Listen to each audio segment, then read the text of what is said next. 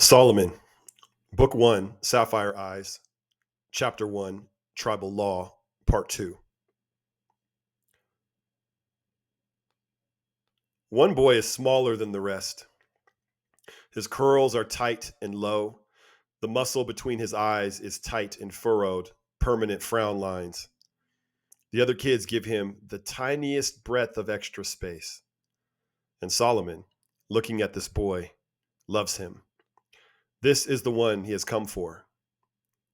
"You ever comb your hair?" snickers the boy, eliciting giggles from his crew. His eyes and words are steel daggers looking for soft flesh. He might as well have come right out and asked, "Are you predator or prey?"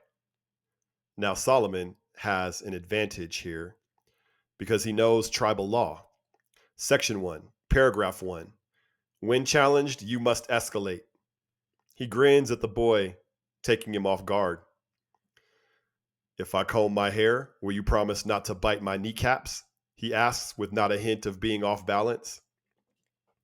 The dance is underway, and the ball is back in the boy's court. The obvious play is for the boy to escalate further in accordance with the statutes. He knows the law. He knows it very well.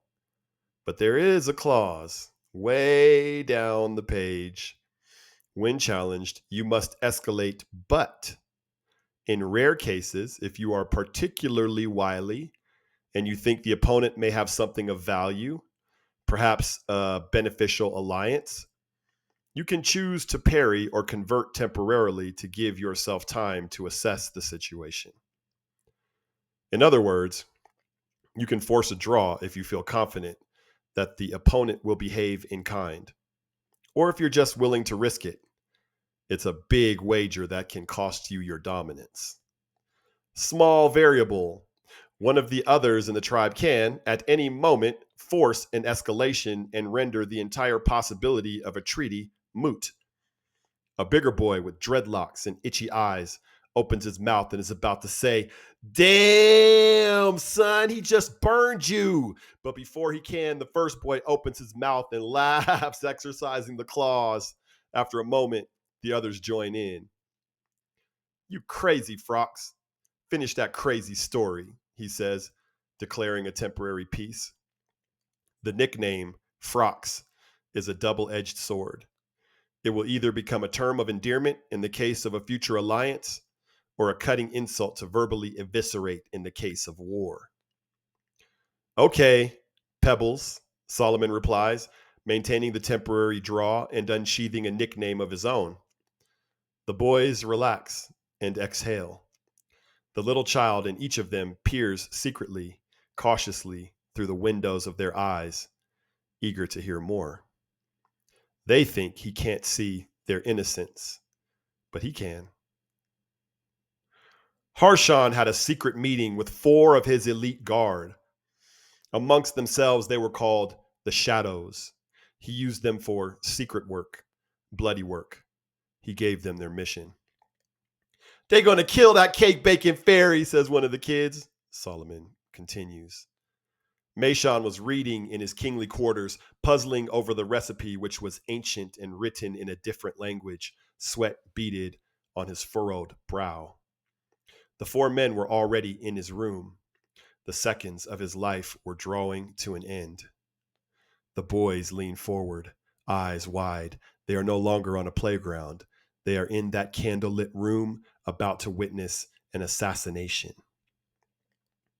Without looking up, Meshan said, "I thought tonight would be the night that you would come. Tell my brother I would have given him this crown 1,000 times if I could have. It cost me too much. It cost me my brother's love. There are Asherah muffins cooling on the table. I also made Henrasi sweet rolls for your wives and children. Take them when your work is done, and know that I bear you no malice for this thing. And you tell my brother the same, but you tell him he doesn't take my life from me. I give it away.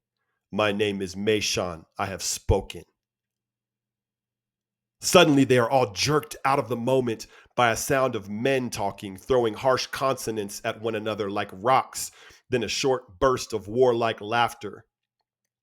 Some warriors come strolling up. Late teens, wiry, muscled, tall. There are 4 of them. The forwardmost is as cold as ice, and Solomen perceives a heart of stone. The warrior puffs something and flicks it to the side and stares down at Solomen, head tilted high, peering down his ebony cheeks. "I ain't seen you around here," he announces. The children shift their weight nervously. Pebbles shakes his head almost imperceptibly. He can read the situation, and he already knows. So does Solomen. He knows whatever is spoken from this moment on is merely a formality. It has already been decided. Underneath the whole tribal law is always this law, which supersedes all others: power. If you can do a thing, then you may do that thing.